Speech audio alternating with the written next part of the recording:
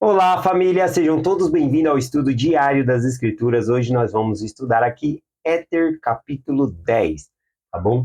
Aqui nesse capítulo são 34 versículos, vamos ver até onde a gente consegue chegar aqui. Eu vou lendo os versículos já explicando aqui. O versículo 1 diz: E aconteceu que Cis, que era descendente de Et, pois Et havia perecido por causa da fome com toda a sua casa, exceto Cis. E Cis começou, portanto, a reedificar um povo destruído.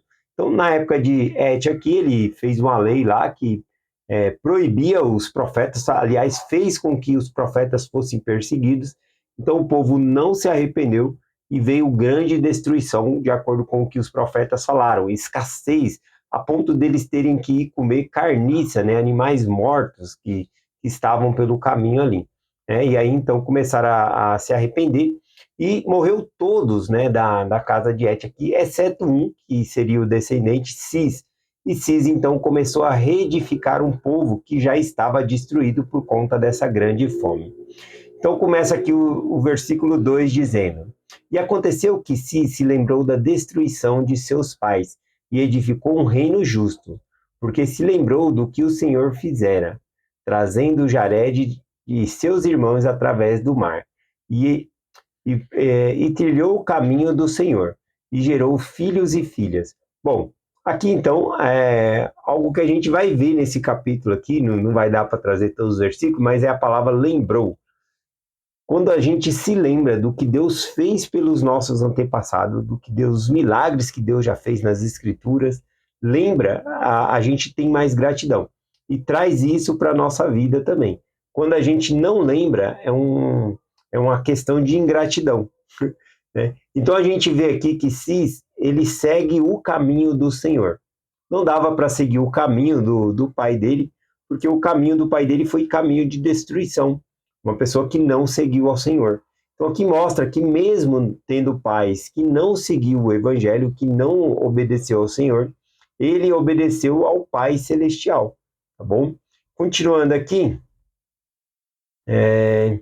versículo 3. E seu filho mais velho, cujo nome era Cis, rebelou-se contra ele.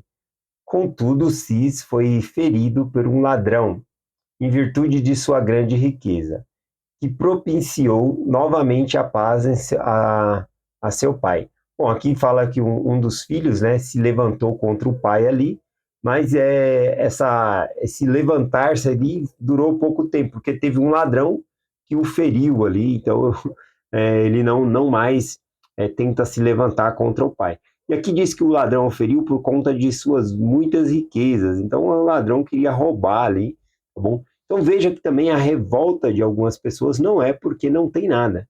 Por que ele queria roubar o reino do pai dele se ele tinha riquezas, né? Até o ladrão tentou roubar aqui, tá bom? Vamos lá, continuando aqui. Aqui a gente vai ver também nesse capítulo algo muito interessante, que quando a retidão prevalece, o Senhor abençoa e faz prosperar o seu povo, conforme está aqui, ó, versículo 4 em diante, tá bom? E também a gente vai ver alguns reinos aqui, porque o reino vai passando aqui de pessoa para pessoa, outro se levanta, derruba o reino do outro, e a gente vê até mesmo aqueles que derrubaram o reino dos outros também prosperando. Bom, então a gente vai explicar o que acontece aqui. Então o versículo 4 em diante diz assim: E aconteceu que seu pai constituiu muitas cidades e sobre a face da terra, e o povo novamente começou a espalhar-se por toda a face da terra. E Cis viveu até a idade muito avançada, e gerou Ripraquis, e morreu. E Ripraquis reinou em seu lugar. E aconteceu que Ripraquis não fez o que era reto, né, correto aos olhos do Senhor, porque teve muitas esposas e concubinas, e também fez coisas difíceis, né, para os homens suportar, taxou-os com pesados impostos, né? E assim ele construiu edifícios espaçosos, erigiu para si mesmo um magnífico trono, construiu muitas prisões, e quem não sujeitava-se a pagar os impostos, ele atirava na prisão. E quem não conseguia pagar os impostos, ele atirava na prisão e fazia com que trabalhasse continuamente para o seu sustento. E quem se recusasse a trabalhar, ele condenava à morte. Assim obteve toda a sua excelência as obras. Sim, mesmo o seu ouro fino, ele fez com que fosse refinado nas prisões. Até os bandidos aqui estavam trabalhando, né? Ele colocou todo mundo para trabalhar aqui. Quem se negava a trabalhar, ele matava. E aqui a gente vai ver aqui a descrição do reino, tá bom? Que é belíssima. Ele construiu muitas coisas. Então a gente viu aqui um pouquinho antes nos versículos que o reino prosperou na mão do pai dele, o pai dele era justo, Deus fez prosperar, tá bom? Mas aqui na mão de um homem iníquo, né, do filho desse Cis, né, Ripraquis aqui, ele cobrou imposto, fez tudo, e então ele começou a fazer o reino crescer e prosperar também. Então nem sempre, né, quando a gente vê uma pessoa próspera financeiramente, significa que é a bênção divina de Deus, que Deus abençoou aquela pessoa. Às vezes aquela pessoa conseguiu aquilo por outros meios, né, que não sejam os meios do Senhor, por meio de trabalho árduo e assim por diante. Eu até me lembrei aqui, né, além dessa história, eu lembrei aqui de Roboão, que também taxou, né, as pessoas muito caro ali. Salomão já cobrava um imposto alto. Quando Salomão morre e Roboão assume ali, ele fala que vai cobrar mais ainda. E aí o povo não aceita, né, essa cobrança de imposto, que já era alta. Aliás, o povo tinha vindo pedir para diminuir o imposto, mas aí Roboão, filho de Salomão, ele aumenta o imposto. Isso faz com que aqueles homens falem, o que nós temos com a casa de Davi, né? Ele que fique para lá, né? E aí então teve a ruptura das 10 tribos. As 10 tribos foram para o norte e 2 tribos ficaram no sul, por conta, né, dos pesados impostos aqui. E aqui a gente vê o Ripaquis, né, cobrando esses impostos violentos aqui. A questão que eu falei aqui, de que nem sempre é um lugar belíssimo e lindo, né, conforme estava vendo aqui, prosperidade na terra, era sinal do favor divino de Deus. Até porque lá em Apocalipse capítulo 3, quando o Senhor está falando, mandando a carta ali para as 7 igrejas, na igreja de Laodiceia, ele fala algo muito interessante. Era uma igreja muito rica, a cidade de Laodiceia era muito rica. Naquela cidade tinha um, como se fosse uma faculdade de medicina que cuidava de óleos, eles fabricavam o melhor colírio, né, da época ali para óleos, e também fazia tapetes, roupas. Era uma cidade muito próspera. Para você ter ideia, quando teve terremoto em Laodiceia, né, teve em várias outras regiões, e Roma ele ajudou financeiramente várias cidades a reconstruírem-se, tá bom? Pegavam um subsídio, né, ali uma verba de emergência e construir a cidade novamente. A cidade de Laodiceia não precisou. Ela mesma se reconstruiu porque ela era muito rica, tá bom? Então veja o patamar da cidade. Mas conforme nós lemos aqui, nem sempre por uma cidade ser rica e próspera visualmente, né, não significa o favor divino. Olha o que Deus fala para a igreja que está lá em Laodiceia, lá em Apocalipse 3, versículo 17 e o 18. Porque dizes, sou rico, estou enriquecido e de nada tenho falta, e não sabe que és um desgraçado, miserável, pobre, cego e nu. Aconselho-te, aconselho-te que compres ouro refinado de fogo, para que se enriqueça, ou seja, comprar de mim, né? O Senhor fala, compra ouro de mim. Porque quando ele pensa que sou rico, estou abastado, o Senhor fala, não, você é um miserável, você é pobre, cego e nu, né? Aqui engraçado, né, que o Senhor fala que ele é nu e logo uma cidade tão rica que fabricava roupas, né? Uma das poucas ali que fazia tecido preto ali de lã, é muito lindo ali, um tecido brilhoso de lã preto. E o Senhor fala, vocês estão nu. A cidade de Laodiceia tinha a medicina ali de óleos, né? Fabricava o melhor colírio, tudo, e ele fala, vocês são cegos. Cego porque vocês não enxergam a riqueza verdadeira. Vem que eu vou dar a riqueza verdadeira para você. E aí o Senhor fala para eles comprar vestes brancas dele, né? Ou seja, entrar no templo, fazer convênios com o Senhor. Então, para não estar nu. Então, é interessante aqui, né? Vou trazer só essa parte aqui de Apocalipse, voltando para o texto aqui. Então, nem sempre uma cidade próspera é sinal de favor de Deus, tá bom? Então, como nós vimos aqui em Laodiceia. Vamos voltar aqui para Éter, capítulo 10, voltando aqui do versículo 8 em diante aqui. E depois de haver ele reinado pelo espaço de 42 anos, o povo rebelou-se contra ele, e novamente começou a haver guerra na terra, resultando na morte de Repraquite e a expulsão dos descendentes da terra. E aconteceu que depois de muitos anos, Morianton, sendo descendente de Repraquis, reuniu seu exército proscrito e batalhou contra o povo. E apoderou-se de muitas cidades. E a guerra tornou-se muito dolorosa e durou muitos anos. E ele dominou toda a terra e fez-se rei por toda aquela terra. Aqui, normalmente a gente está lendo, aí a gente lê uma palavra que a gente não entende. Aí eu falo, qual é o sentido dessa palavra, né? Eu peguei a palavra aqui, quando eu falo aqui, ó, ele fez um exército aqui de proscrito. O que é reunir um exército proscrito, né? Eu fui lá na palavra para pegar o que significa. E proscrito significa aqueles que foram desterrados ou banidos, tá bom? Isso por conta dos impostos, né? Mandava prender. Então veja que o rei que perde a guerra é justamente porque ele não tem o povo a seu favor.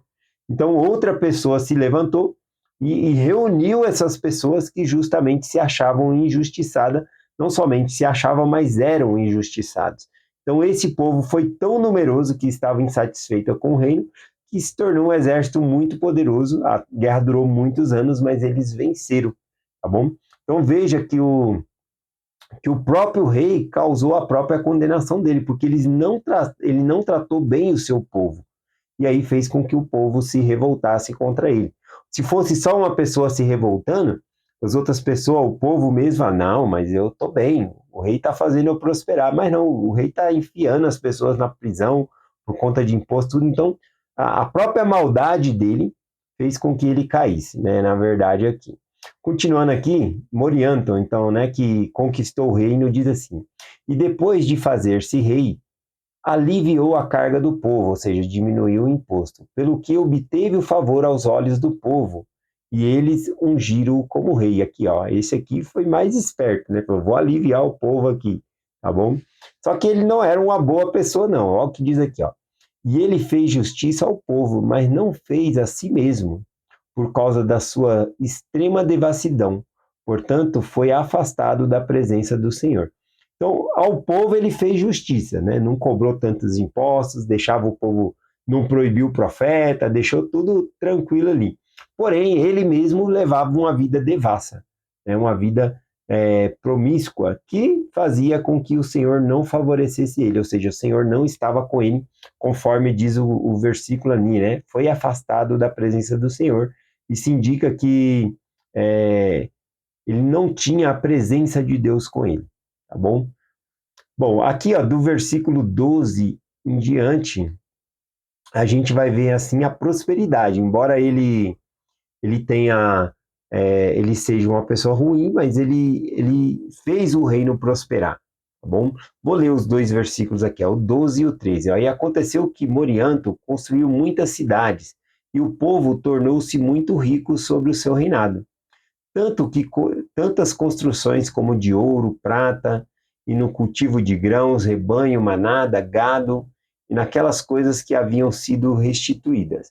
Morianto viveu até uma idade muito avançada e gerou Aquim. E Quim reinou em seu lugar do seu pai.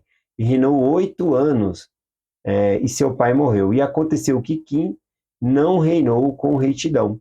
Portanto, não foi favorecido pelo Senhor.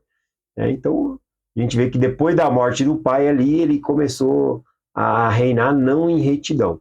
O pai dele, ele reinava com retidão no sentido de dar ao povo o que o povo merecia, mas não a si mesmo, era uma pessoa devassa. E o filho ficou pior do que o pai, né? Esse que é o sentido do texto aqui. Bom, aqui do versículo 14 em diante, a gente vai ver muitas pessoas se revoltando, tomando o reino de geração em geração, e a gente vai ter vários reis bons surgindo aqui, o que faz a terra prosperar bastante aqui nesse período. O versículo 19 diz assim: e também fez com o que era bom aos seus olhos, né? Era mais um rei chamado Líbe aqui. E nos dias de Líbe, as serpentes venenosas foram destruídas, portanto, eles foram à terra do sul, a fim de caçar e obter alimentos para o povo da terra, porque a região estava cheia de animais da floresta. E o próprio Líbe tornou-se também um grande caçador. Então, esse Líbe aqui já foi um rei bom, tá bom? Então, conforme eu falei, o reino foi passando de um para o outro ali, várias conspirações tomando o reino, mas esse teve uma sucessão de reis bons aqui, e o Senhor foi fazendo prosperar, a tal ponto que as serpentes que impedia eles de ir para a terra do sul foi exterminadas, né? Então agora eles conseguiam chegar na terra do sul. Na terra do sul tinha muitos animais e era ótimo aquele local para caçar. Nos versículos posteriores aqui vai falar inclusive que Líbe não permitiu que se construísse casas na terra do sul. Para quê? Para que aquela área ficasse para caça. Porque onde a gente vai construindo casa, os animais vão indo embora. Né? Então ele não permitiu ali, ficaram todo mundo na terra do norte, e quando era para caçar, ia lá caçar na terra do sul e voltava. Bom, então eram muitas bênçãos que o Senhor estava concedendo a esse povo aqui. O versículo 28 aqui diz assim, ó: E nunca houve um povo mais abençoado do que eles, nem mais favorecido pela mão do Senhor. Estavam numa terra que fora escolhida entre todas as outras, porque o Senhor o dissera. Eu gostei aqui, né, de que o Senhor favoreceu eles porque eles guardavam os mandamentos e eles estavam numa terra prometida. Isso me fez lembrar um comentário aqui rapidinho no YouTube, deixa eu pegar aqui, que uma irmã fez aqui, é a Maria Imaculada da Silva, ela compartilhou assim, ó: Bom dia, irmão do Vanderlei. Nunca esqueçamos que estamos na terra prometida, ou seja, essa é a terra prometida, né? E que estamos na terra prometida. E temos as bênçãos e maldição para quem assim quiser viver. Só depende de cada um de nós. Até amanhã. Então, ela traz a lembrança aqui, né, a irmã, falando que essa terra prometida, que nós podemos receber essas bênçãos e que depende de cada um de nós. Né? Gratidão pelo seu comentário, irmã. Então, continuando aqui, né, para ir finalizando aqui, ó, versículo. Vamos ler os últimos versículos aqui. Aqui, vai até o 34. Eu vou ler o 33 e o 34 para finalizar. E nos dias de Com, que era outro rei aqui, começou a haver ladrões na terra. E eles adotaram os planos antigos e administrações e juramentos segundo a maneira dos antigos. E novamente procuraram destruir o reino. Ora, Com lutou muito contra eles, entretanto não prevaleceu. Não prevaleceu porque tinha muita gente, né, entrando nesse bando de ladrões e combinações secretas aqui, tá bom? Então a gente vê aqui, eu acho que o ensinamento que eu quero deixar aqui hoje para nós, né, um deles é o que eu falei lá no começo, falando de lembrar-se do que Deus fez por nossos pais, do que Deus faz por nós, ter gratidão. Isso vai nos ajudar a sermos melhores pessoas e nos manter no caminho de Deus.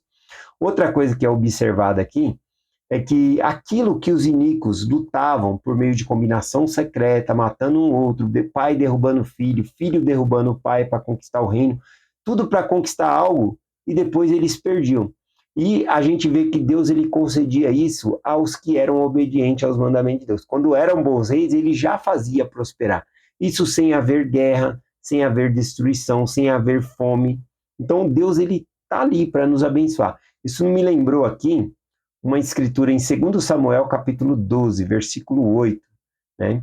Aqui fala assim, né? Está falando de Davi. O Senhor repreende, né? O profeta Natan repreende a Davi ali por meio do Senhor. Ou seja, o Senhor repreende Davi por meio do profeta Natan aqui. E aí o Senhor fala do que ele já fez por Davi, que não tinha necessidade dele fazer o que não era reto aos olhos do Senhor, ou seja, cair em pecado. Diz assim, ó, 2 Samuel 12, do 8 e o 9. E te dei a casa de teu senhor, ou seja, de Saul, né? Saul que era o senhor de Davi, desse senhor que ele está falando aqui. E as mulheres do teu senhor em teu seio, ou seja, ele ganhou o reino e junto com o reino veio as esposas que era de Saul ali. E também te dei a casa de Israel e de Judá. O reino era dividido, lembra que tem o reino do norte e o reino do sul. Davi, ele unificou esse reino. Né? Tá certo que não era a divisão lá das 10 tribos, mas as tribos eram divididas, tá bom? E com Davi, Davi conseguiu unir as 10 tribos. Mas não só as 10 tribos, eu estou confundindo aqui. Uniu as tribos de Israel. Então elas eram divididas e Davi uniu essas tribos aqui. Todos estavam sobre o comando de Davi. Saul, né, quando ele era rei, ainda o povo torcia ainda o pescoço assim, uns eram a favor, outros não, tanto que muitos eram a favor ali de Davi. Mas com Davi como rei, ele tinha então a casa de Israel e de Judá, né? Toda essa casa era dele, né? Ele unificou o povo. E se isso é pouco, mais te acrescentaria tais e tais coisas. Aqui, essa palavra é doída, né? Se tudo que eu te dei, Davi, é pouco, mais e mais coisas eu te daria mais, eu te acrescentaria mais, se isso foi pouco aos teus olhos. Olha a descrição de tantas bênçãos aqui que Davi recebeu. E aí ele fala aqui, por que, pois, desprezaste a palavra do Senhor, fazendo o que era mal diante dos seus olhos, né, dos olhos do Senhor? Para que eu, mediante tantas bênçãos que eu recebo, eu vou procurar iniquidade? Eu vou procurar coisas que não é lícito, né, fazer. Então, é isso que o Senhor está ensinando aqui. O que nós podemos pegar de ensinamento é ver, olha o que os reis ruins buscavam e como eles obtiveram essas coisas, por meio de guerra, derramamento de sangue, coisas horríveis. E quando tinha bom reis, o Senhor concedia essas mesmas coisas, tá bom? A essas pessoas que era boa. Então basta a gente ser fiel e Deus vai nos presentear, nos abençoar com aquilo que nós precisamos e que nós buscamos, tá bom? É essa mensagem que eu compartilho em nome de Jesus Cristo. Amém. Até amanhã.